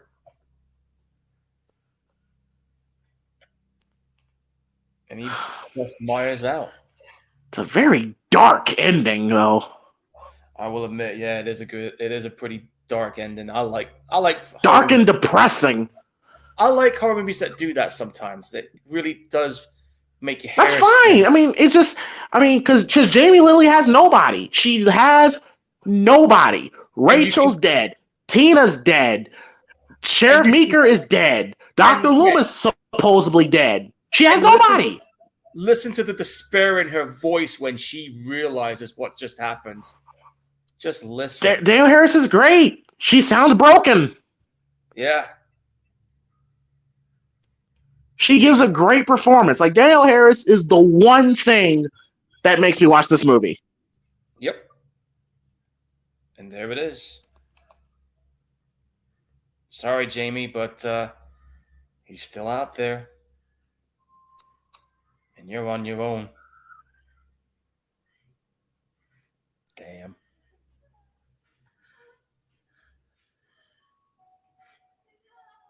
That's dark as shit.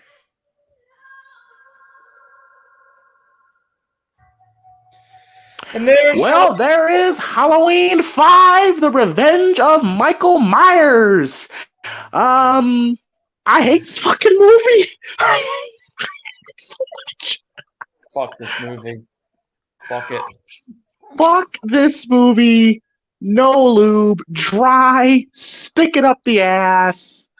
With a AIDS infected penis like this, and stick an ice pick down your dick. Like that's how much I feel. Like if someone stuck an ice pick down my urethra.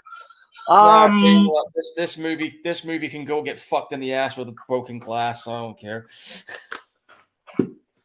I mean, granted, the ending, there's a little bit of intrigue because you're kind of like, oh, what's gonna happen next? But it's like, but they didn't know what was gonna happen next. Oh, they had no clue. They were writing the script as they went along. But Danielle Harris gave a great performance at that end. She gave a great. You buy her being scared shitless. Like she's great in 4. She's great in 5. Like say what you want to say about the quote unquote Thorn trilogy, which I don't include 4. In all honesty, because there's no mention of a cult. But yeah, Danielle Harris shines. She shines. Yeah, she's definitely a very good actress. I mean, she showed a lot of promise in these early films, and that's why she's got the career that she's got right now, because she managed to stick through the better and the worst parts of these 2 films. So she kind of had that experience on both sides. But yeah, she definitely put on a good performance with what she had. It's just a shame that they didn't utilize her that much when it comes to speaking, because they didn't have a fucking clue what the lady was saying. Rachel getting killed off was absolute bullshit. They should have never did that. And if they were going to do it, she should have had the death that Tina had. Tina getting that role was bullshit. I didn't feel nothing for that character. She just came across as a bitch. The story was a fucking mess. The whole Man in Black thing, completely unnecessary. And Loomis was being over aggressive, which is totally the antithesis of what his character is. And as for the look of Michael Myers, like, dude, I was like, just tuck your fucking mask back in. And as for the film director, Dominic, I'm just going to go ahead and say it. You suck as a filmmaker. There's a reason why Omen 4 you got fired on. You had no business being involved in this movie. Deborah Hill, all due respect, rest in peace to you, lady, but you made a terrible mistake picking this guy. Fuck you, Dominic. Fuck this movie. Worst one in the fucking series. Kiss my ass as far as I'm concerned. Well, as for me, my problem with this movie is that nobody knew what the fuck they were doing. Nobody knew what they were doing. Like, it literally felt like, not even fan films was this incompetent. Like, you have a guy, Dominic Girard, who I get, okay, making movies is hard. It's hard to make a full-length movie. But at the end of the day, it comes down to the story. And if you don't have a story while you're in production, that's bad. It's very bad. That's completely bad. And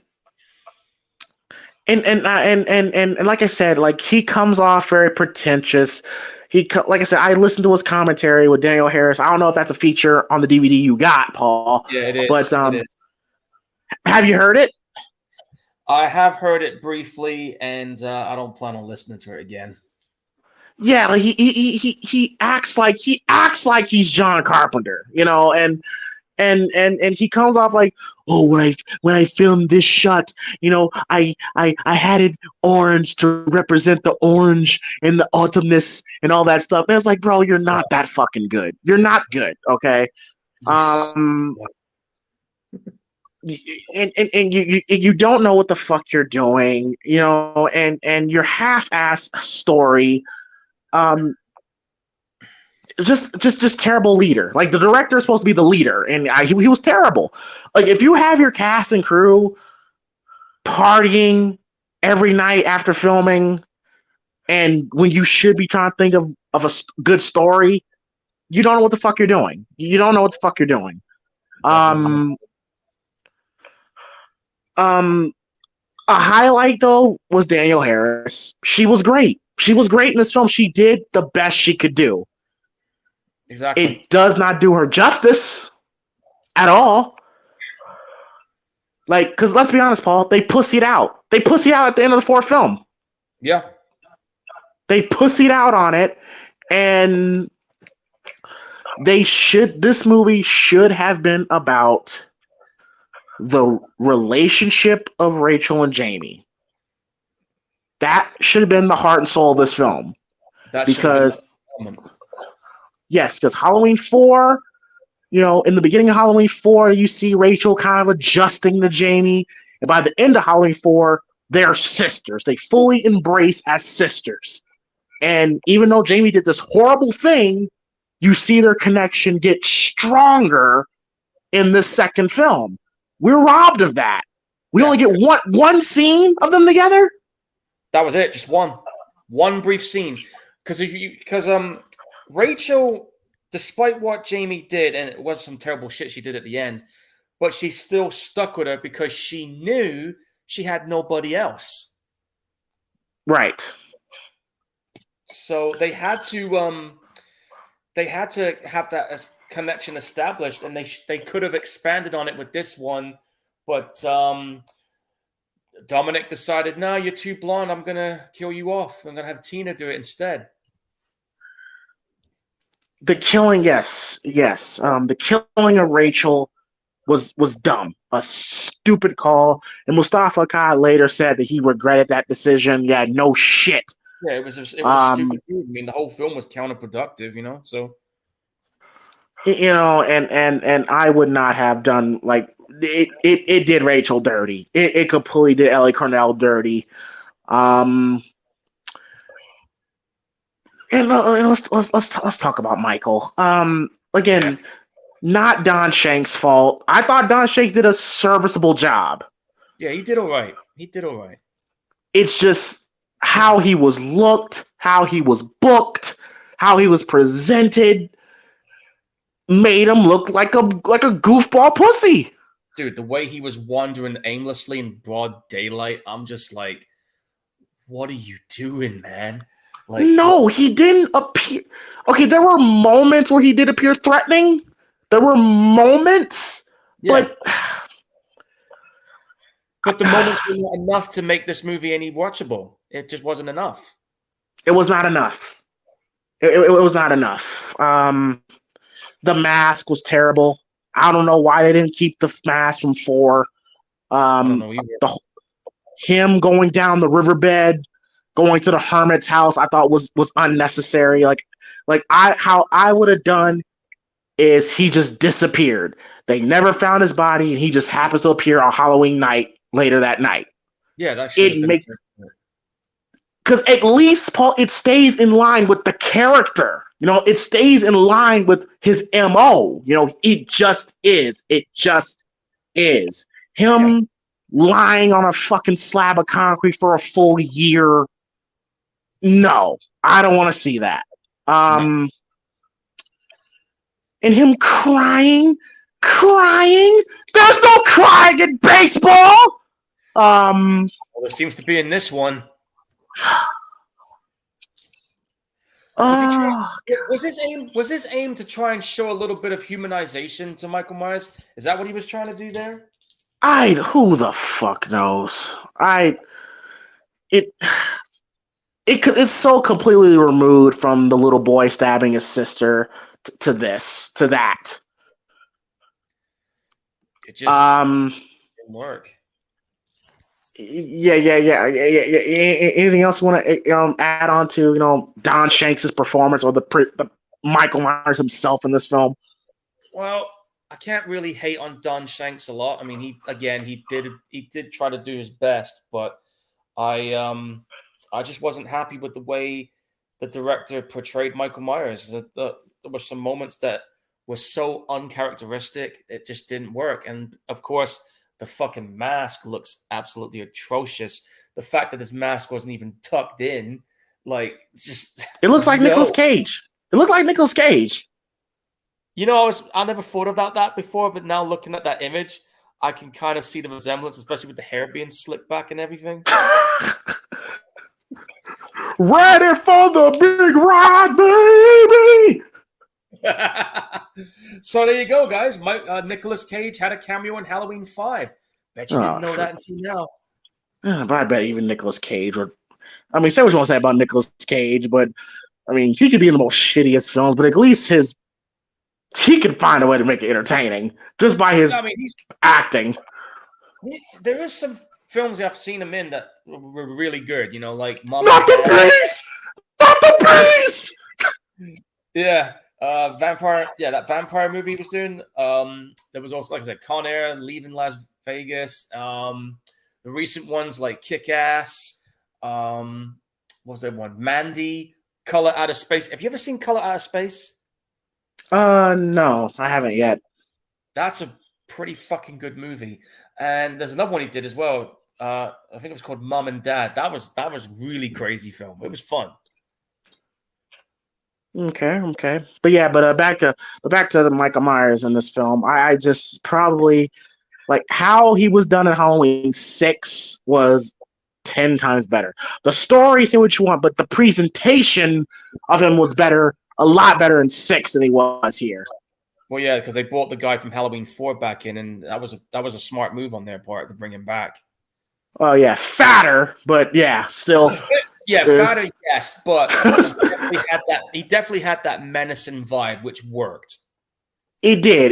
He felt more threatening in that than he did here. Donald Pleasance as Dr. Loomis. Just because I love Donald Pleasance and Dr. Loomis' character, but it was so, again, uncharacteristic. Like him being so abusive towards Jamie, which, like, I get they're supposed to play on the fact that he's skeptical.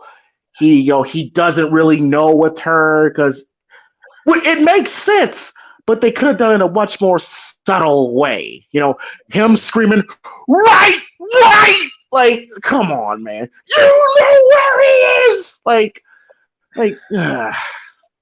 that was so uncharacteristic of him to do stuff like that, because you would him using the little girl as bait. Like, no, Dr. Loomis in 1, 2, and 4 wouldn't have done that. No, he wouldn't have. Like, he would be trying to find a way to help Jamie get out of that bullshit that she was in, not, aggravate it more by the way he was doing it. Because it was pretty in a situation like that. She was on her own and nobody gave a fuck about her. That was the impression they were trying to give with this one.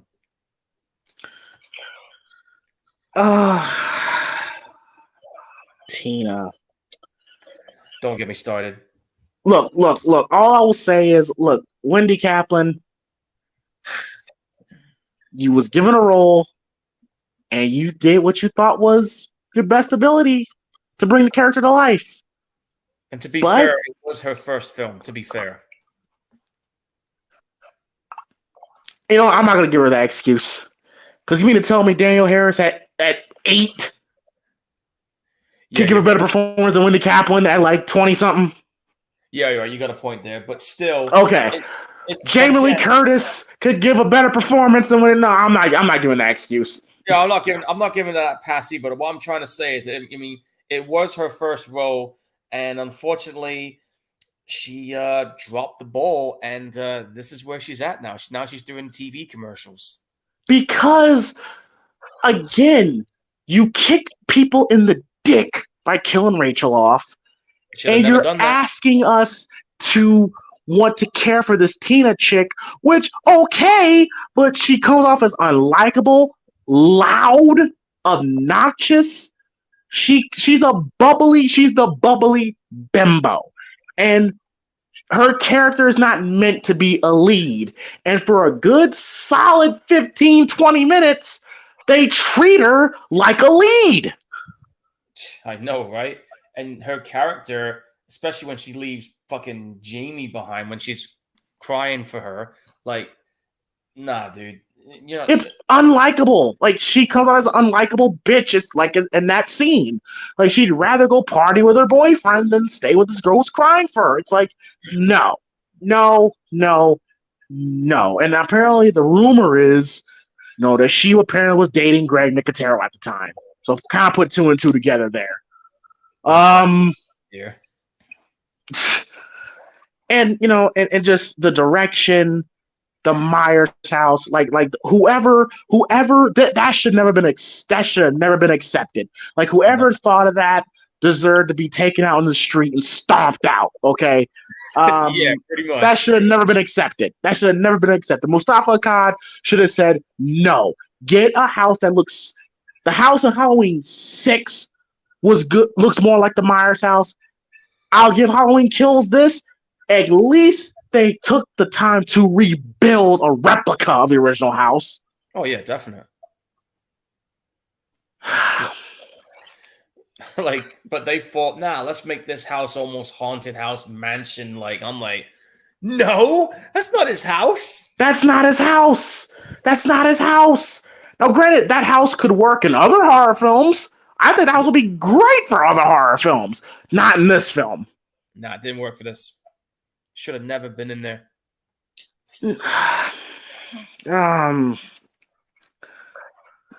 I'm trying to think. I mean, characters you didn't really give a fuck about.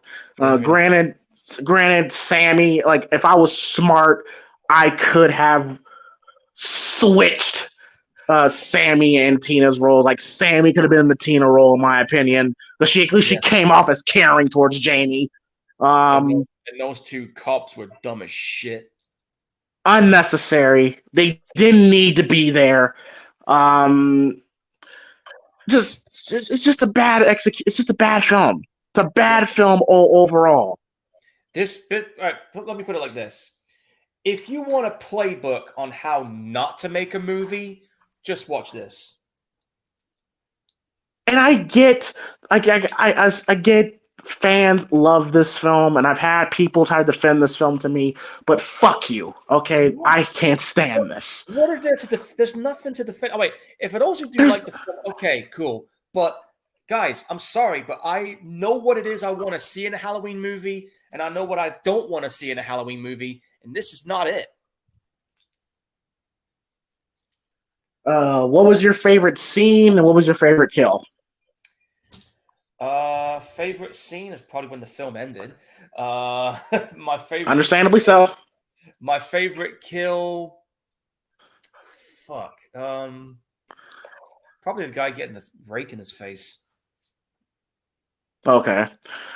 My favorite scene, and there was not a lot of them, but I did like the laundry chute scene. And my favorite kill, I will say, was Spitz and Sam. Even though we didn't see Sam get killed, but I in the image of him holding the scythe, was a cool image. Yeah. Like I said, there's good moments. There are moments of good, but it doesn't carry the film. And also, too, in the cycle, in the link that they have, where Jamie sees what he sees, and he sees what she sees. Unnecessary. Pointless. And there's no payoff. There was no payoff to it whatsoever. Like, there was no payoff. Like, they just, like, the Man in Black, there was no payoff. We had to wait 6 fucking years for it to be a payoff, and it sucked. 6 years, that's how long it disappeared for 6 years. It ended up going to different distributors at that point. That was when Dimension Films started picking it up. And I stand by this, Paul. And you said this earlier. This was the movie that began the downfall. It started here because Halloween 4 was a high. It brought the franchise back. This started because if it wasn't for this film, we wouldn't have a 6. We wouldn't have to reboot everything and create H2O. And then this gave us Resurrection, and we had to reboot it again with Rob Zombie. it started here. It started in 1989 with Halloween 5. Yep, pretty much. This was, and it took. Think about this too.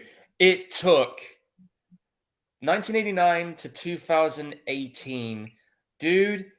It took nearly 30 fucking years to have it kind of get back on track again with these recent ones.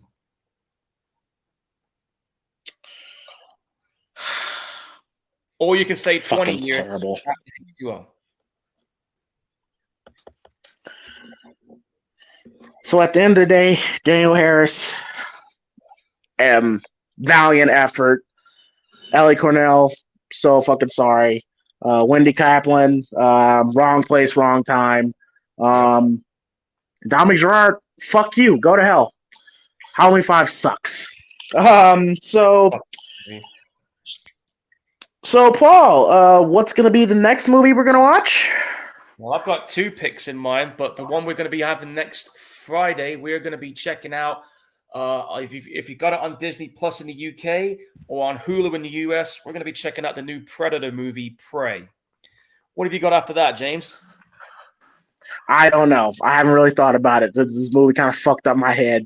I'll let you know. I'll let you know in the later this weekend. All right. Well, I can tell you right now. I'm gonna drop a little advanced preview for you here, guys. On the 4th of November, because I'll probably have the movie on Blu-ray by then. But after James's pick on the 28th, 4th of November movie is going to be. You ready for this, James? It's going to be Terrifier 2. Okay. 2.5 hours, man. I think it's too fucking long for a horror film, but apparently fans have been really satisfied with this film. Is doing great at the box office, and kudos to them. Kudos to them. Good job to them. Yeah. So what? I'm going to hold off on watching it until we both watch it. So we're going to go in this not knowing what we're going to see. Alrighty. Well, in the meantime, I'm going to slowly start getting ready to go to the movies and watch this new Halloween film. I will let you know, Paul, immediately how I felt after I leave. So yeah, I'm looking forward to this. Like I said, pretty divisive reaction from fans about this film. Listening to Paul's reaction. What's that? Yeah, you heard my thoughts earlier, man. Like, you know, I had a hard time processing what I witnessed. Still can't process it. It's been a couple hours. Yeah, I know. I'm still trying to wrap my head around it, but like I said, I do feel like this franchise now has reached its logical conclusion. You'll understand why when you see it, man. Okay. All right. Cool. Yeah, I will definitely keep y'all updated on. And no, I'm not going to watch it on Peacock. I'm going to watch it in the movie theater. I'm still old school when it comes to that. I did the same thing. So yeah, we're definitely looking forward to it. So Prey next week. Monday Night Raw live commentary should be back on Monday, and yeah, hopefully y'all enjoyed tonight's edition of the Primetime Gorehounds. Hopefully y'all enjoyed the show. Hit that like and subscribe button, and everybody have a nice, safe weekend. And fall has been great.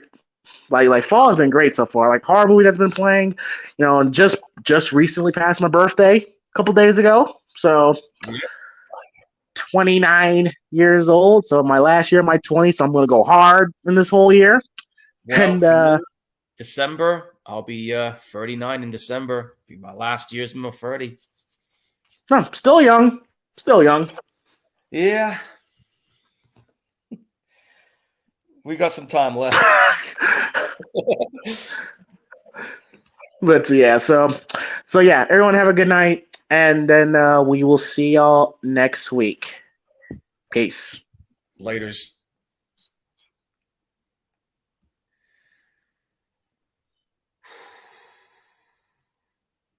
Wow.